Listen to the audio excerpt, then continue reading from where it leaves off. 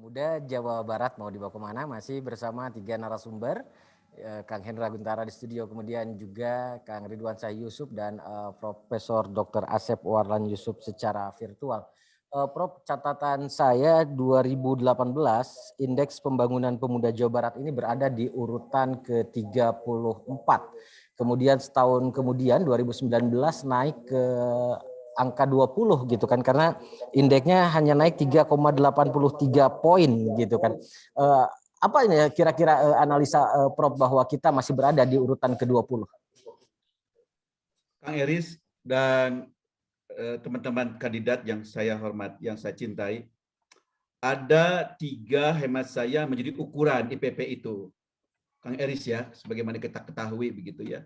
Yang pertama adalah apa yang disebut dengan pembangunan kaitannya dengan kapasitas pribadi pemuda. Cerdas, sehat, kreatif, inovatif, cemerlang, tersenyum, macam-macam lah. Pokoknya ini lihat dari segi kapasitas pemuda begitu. Nah, kalau kita lihat di Indonesia bagaimana kapasitas Jawa Barat ini gitu ya terhadap pribadi-pribadi pemuda Indonesia atau pemuda Jawa Barat ini. Yang kedua adalah dari segi penguatan pembangunan partisipasi di dalam ekonomi, politik, sosial, budaya begitu. Jadi lebih dia melihat dari segi kapasitas partisipasi aktif begitu. Kalau dia aktif maka IPP-nya akan naik tuh. Tapi kalau rendah, kurang partisipasi, lalai, AB, cuek begitu, mungkin dia jadi menurun juga gitu IPP-nya. Yang ketiga adalah dari pencegahan perilaku yang beresiko. Nah, jadi pemuda itu juga bagian dari korban begitu ya. Risiko-risiko ada narkoba, ada pelecehan seksual, ada minuman keras gitu ya, ada penyakit HIV gitu ya, AIDS dan sebagainya. Itu juga dilihat. Kalau pemuda banyak yang terjangkit itu, artinya memang pasti akan menurun tuh IPP-nya. Nah, saya tidak punya statistik nih. Mungkin Pak YouTube-nya atau Pak Hendra punya data-data itu. Jadi kita lihat substansinya ada 3 itu, Kang Eris, begitu ya. Yang saya ulangi lagi secara tegas itu ya, tentang pembangunan kapasitas, yang kedua tentang kemampuan pengembangan partisipasi aktif, yang ketiga adalah dari sisi perilaku yang berisiko itu. Kalau itu tingkatnya bagus dibanding rata-rata yang lain, berarti memang kita IPP-nya meningkat gitu. Saya kira ini tantangan lah bagi para calon nanti gitu ya. Secara pribadi saya ingin mengatakan bahwa kedua-duanya punya potensi tuh untuk meningkatkan IPP tadi begitu. Karena dengan kemampuan pribadi, pengalaman, jaringan yang luas begitu, dan kemudian integritasnya tidak diragukan, mudah-mudahan sih IPP kita bisa meningkat lagi begitu, Kang Eris. Ya, Kang Ridwan, tadi saya mengutip yang terakhir statement dari Pak Profesor kaitannya tentang kenakalan anak muda, kemudian keterkaitan narkoba dan lain sebagainya. Anda melihatnya sejauh mana nih fenomena ini terjadi di kalangan anak muda? Ya, saya kira ini kan fenomena gunung es yang juga butuh kita gali lebih dalam ya. Saya kebetulan waktu zaman mahasiswa sempat berkomunikasi dengan mohon maaf kalau judulnya saya agak salah, tapi semacam komunitas masyarakat miskin kota, Kang Elis, Pak Yusuf, Pak Asep. Jadi pandangan saya memang perilaku yang mungkin kurang sesuai seperti narkoba atau perilaku seksual yang tidak terkendali dan sebagainya atau tidak sesuai, kriminal dan lain-lain, ini ada efek sistemik dari 1 pendidikan, 2 akses terhadap fasilitas publik, 3 ekonomi. Jadi kita tidak hanya menuntaskan atau membereskan perilaku yang mungkin sudah tidak sesuai, tapi kita juga punya tanggung jawab untuk mempreventifkan dari 3 hal tadi, isu pendidikan, akses terhadap fasilitas publik, dan juga isu ekonomi. Jadi saya kira pendekatan 2 dimensi ini butuh kita kedepankan. Ya, artinya tidak bisa hanya pemuda dan asosiasi pemudanya saja seperti KNPI, tadi Kang Ego nyebut KONI, ada HIPMI mungkin gitu, ada Karang Taruna, tapi juga gimana kita mendorong pemerintah punya perhatian lebih pada bidang-bidang tersebut gitu. Usia pemuda, usia produktif ini ada sesuatu yang butuh kita selamatkan. Saya sedang banyak berpikir apakah pertumbuhan populasi di Indonesia dan di Jawa Barat ini menjadi sebuah bonus demografi atau menjadi sebuah kutukan demografi. Jadi apa yang tadi Pak Asep sampaikan itu saya kira sesuatu yang butuh kita renungkan. Ini butuh kita jawab sama-sama. Iya, dari sudut pandang Kang Hendra kira-kira. Saya kira hari ini dalam kondisi yang kebaruan, prinsipnya adalah bagaimana generasi muda ini benar-benar adaptif terhadap perkembangan dan situasi hari ini. Persoalan-persoalan yang kita hadapi sebetulnya sejak lama juga ada, hanya peningkatan program dari pemerintah ataupun tingkat kesadaran dari generasi muda juga saya kira sudah semakin baik dan semakin dewasa, bahkan dalam konteks politik juga semakin hari semakin bagus lah. Artinya memang tinggal bagaimana kita meningkatkan dan mengakselerasi dari antara satu instansi dengan instansi yang lain. Contohnya misalkan meningkatkan kapasitas atau SDM generasi muda. Biasanya memang dalam setiap kalau misalkan pembidangan di organisasi KNP ini program kerjanya di setiap bidang ada. Nah, bagaimana yang benar-benar mendapat manfaat dari program tersebut ini merata, tidak hanya tersegmented pada satu kelompok saja. Begitupun dalam aspek lain, edukasi yang kita dorong ini sehingga pada akhirnya generasi muda dan bahkan teman-teman yang kita ajak ini benar-benar sadar untuk mengedukasi dirinya sendiri, mengedukasi kawan-kawannya yang lain. Maka kembali lagi ke dasar yang tadi saya sampaikan, generasi mudanya harus memiliki karakter moral, akan hilang semua. Bahkan orang berilmu kalau tidak memiliki moral, ya saya kira akan... Itu yang Anda tadi bilang akhlakul karimah. Iya gitu betul, kan? karena karakter moral saya kira mencakup itu. Kalau semua generasi mudanya sudah sadar betul akan konteks itu, saya kira akan lebih baik. Baik, Kang Ridwansyah, salah satu faktor dari IPP ini kan lapangan dan kesempatan kerja. Apa yang akan Anda lakukan seandainya amanah menjadi ketua umum itu ada di pundak Anda? Ya, yang pertama saya pengen mengapresiasi dulu tadi ini ada kalimat yang menurut saya sangat inspiratif dari Kang Hegun ya, terkait karakter moral Kang Hegun. Itu saya kira sesuatu yang butuh kita dalami sama-sama gitu. Karakter moral ini adalah suatu hal yang fundamental seperti bagaimana tadi Kang Hegun sampaikan. Jadi saya pengen mengapresiasi gagasan tersebut untuk menjadi salah satu langkah-langkah isu-isu pemuda ke depan. Nah, ya terkait tadi lapangan kerja, ya saya kira ini tantangan terbesar kita. Saya lupa angka tapi pengangguran kita cukup banyak. Apa masalahnya? Satu, ketidakcocokan antara tadi kapasitas ya kalau bahasanya Pak Asep tadi terhadap dunia kerja itu sendiri. Mungkin dunia pendidikan kita menawarkan untuk bisa sebutnya menjahit, menulis dan lain-lain. Tapi ternyata lapangan kerjanya membuat kita menuntut bisa mengetik, bikin hal digital atau mungkin lain-lainnya.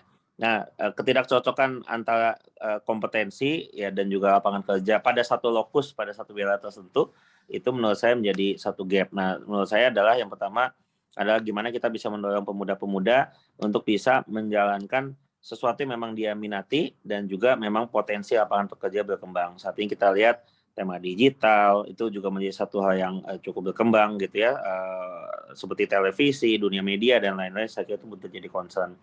Yang kedua, ya tentu semangat entrepreneurship, semangat kewirausahaan butuh kita dorong. UMKM itu harapannya tidak hanya menjadi usaha kecil melulu, tapi usaha kecil yang kemudian menjadi miliaran lah, kira-kira demikian. Jadi kita ingin mendorong semangat ini juga bisa berkembang. Usaha-usaha mikro maupun akses-akses keuangan mikro melalui fintech atau mungkin kita sebutnya pinjaman online dan lain-lain, saya kira yang terutama berbasis syariah yang akan berkembang itu bisa menjadi solusi. Nah, saya ingin bagaimana pemuda punya mindset demikian, membuka lapangan, menjadi entrepreneur itu mungkin bisa membuka lapangan kerja 5-10 gitu. Artinya dengan jumlah pengangguran yang mungkin sekitar 2-4 juta kalau nggak salah angkanya, mudah-mudahan saya tolong dikoreksi kalau saya salah, ya kita bisa mesti masuk ke sana. Jadi mungkin dua pendekatan tadi, gimana pelatihan-pelatihan, peningkatan skill, kita BLK banyak, mungkin KNPI bisa jadi BLK, Balai Latihan Kerja bersama dengan dinas-dinas atau industri-industri, dan kita dorong itu kemudian. Yang kedua tadi entrepreneurship atau kewirausahaan kita dorong dengan baik.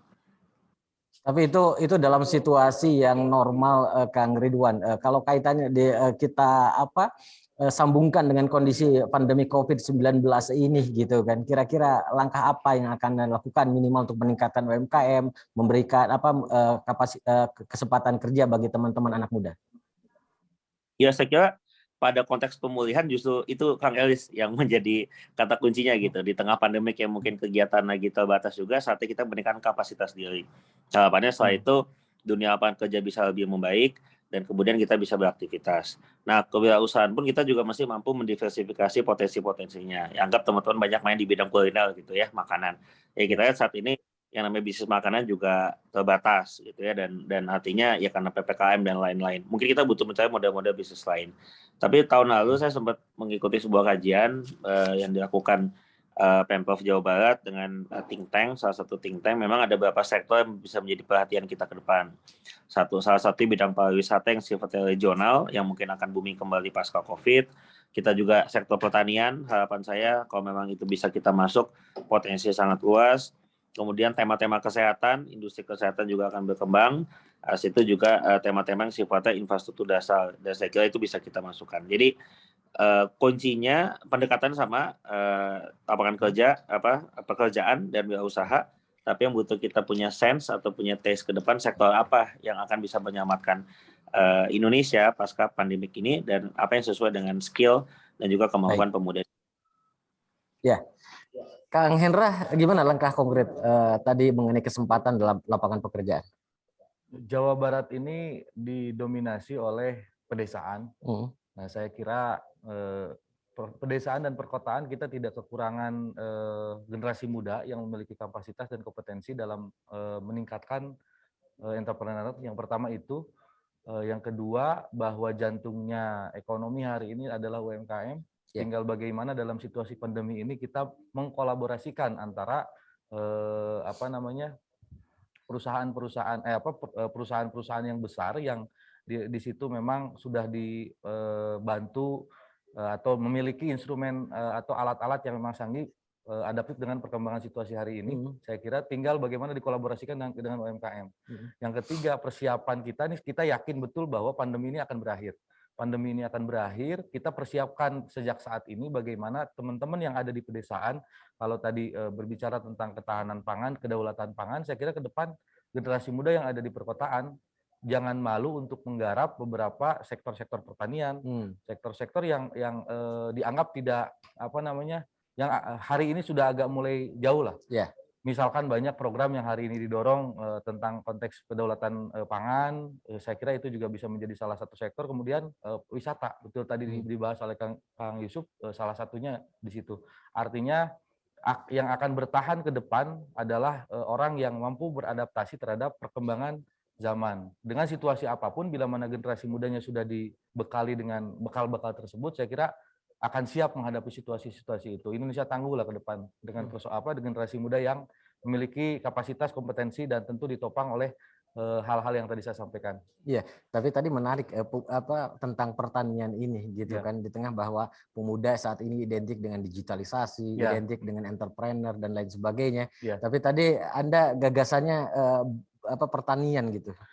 Begini, Kang Iris, saya kira perkembangan pertanian di beberapa belahan dunia yang lain yang hari ini kita ngambil bahan bahan pokok dari situ, saya kira di sana juga yang menggerakkan adalah teman-teman generasi muda. Nah, saya kira melakukan studi banding atau mencuri ilmu-ilmu yang ada di luar, bagaimana mendorong generasi muda untuk tidak malu misalkan. Saya kira hari ini sudah banyak kok yang begitu. Bahkan tokoh-tokoh muda hari ini yang ada di Jawa Barat saja sudah banyak yang mengembangkan sektor pertanian. Karena ternyata sektor pertanian ini bisa dikolaborasikan dengan perkembangan teknologi.